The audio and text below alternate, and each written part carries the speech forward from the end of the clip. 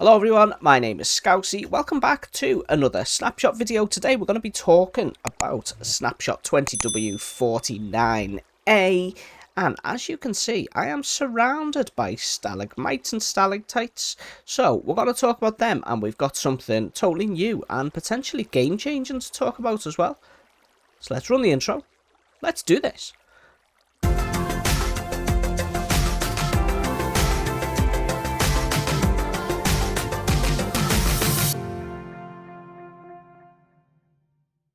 As you can see, I am stood in a cave that has dripstone blocks and pointed dripstone making up the stalactites coming down and the stalagmites climbing up towards the ceiling. So we can now have a walk around and see what these are going to look like in actual caves. They're not naturally generating in worlds just yet. You have to generate the world in a certain way, which I will show you in a moment, in order to...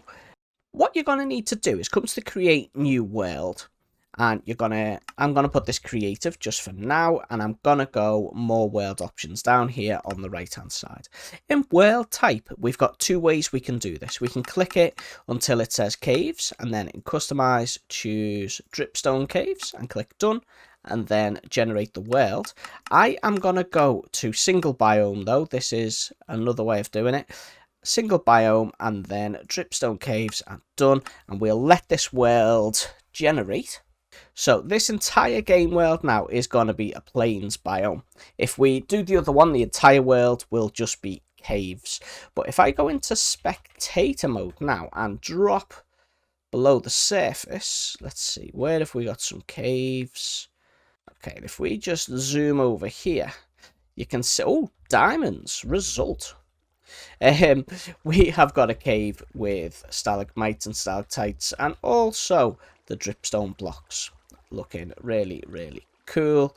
Another change they have made in this snapshot, previously in last week's snapshot, if you had a stalactite coming down from the ceiling like this and you place stalagmites climbing up, they're joining together like that. But if you don't want them to join, if you crouch click or shift click and then click on that, they are not going to touch. So if you want to make it so they're not going to touch, just shift click.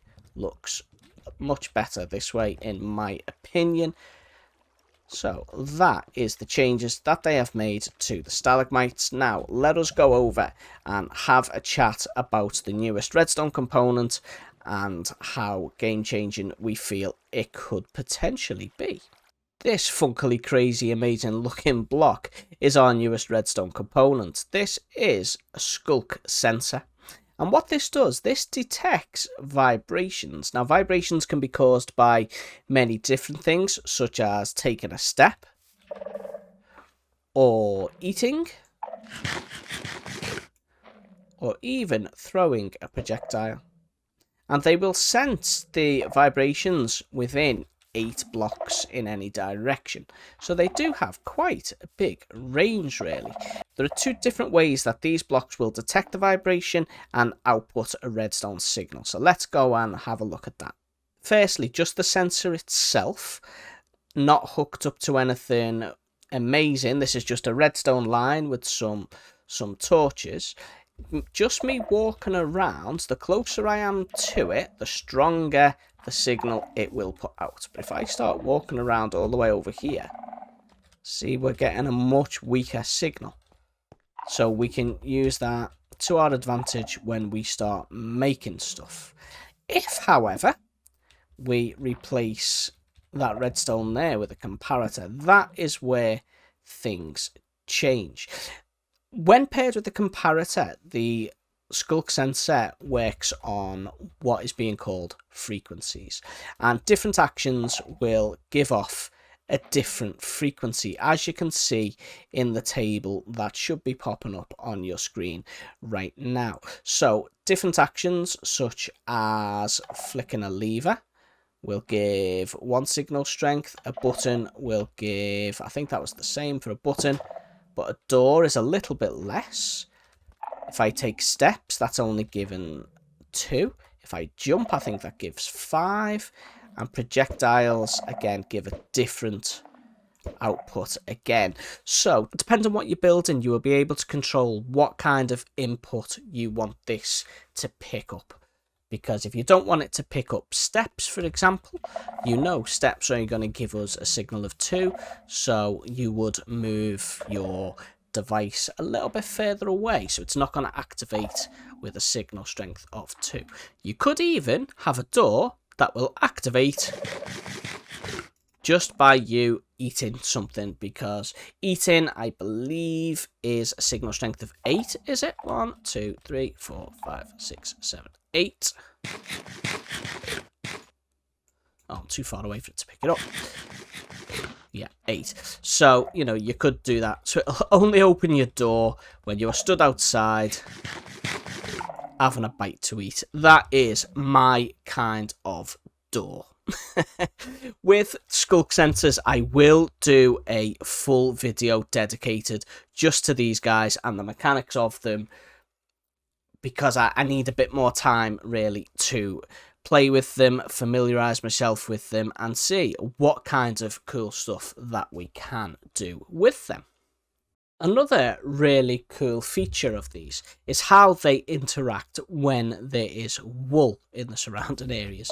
If I throw a projectile here, you can see instantly it is picking up what I am doing. But if I move around to the other side of this wool and throw the projectile, it is not detecting it at all. In fact, it's not detecting anything I am doing at all, unless I come around the other side. And this is called wool occlusion. Wool is dampening the vibration down, so therefore the vibration is not reaching the Sculk sensor itself. So you can totally shield them from vibrations and such, and make them directional, which will be handy if you have multiple of them in one redstone build, to make sure that the signals don't interfere with each other. And Sculk Sensor can also not activate another Sculk Sensor by default. If I throw this here, you'll see there is none of the particles traveling directly between the two Sculk Sensors. You're seeing the signals come from me to them, but not between each other. But if I get trapdoors and place that there and one there, for example, now they are going to continue to bounce a signal, because they are detecting the vibrations from the trapdoors and not the skulks themselves. And this is a mechanic I imagine we will be seeing quite a lot, but it's still very early days before the Brainiacs come up with all the cool stuff that we're going to be able to do with them. And that, guys, is all I have for you in this snapshot video. I will have a dedicated video coming out about the Sculk Sensors, and hopefully we will get to see how these can be obtained very, very soon. Thank you for watching. Remember to subscribe if you've not done so already, and I will see you all in the next episode. Scouse Mouse out.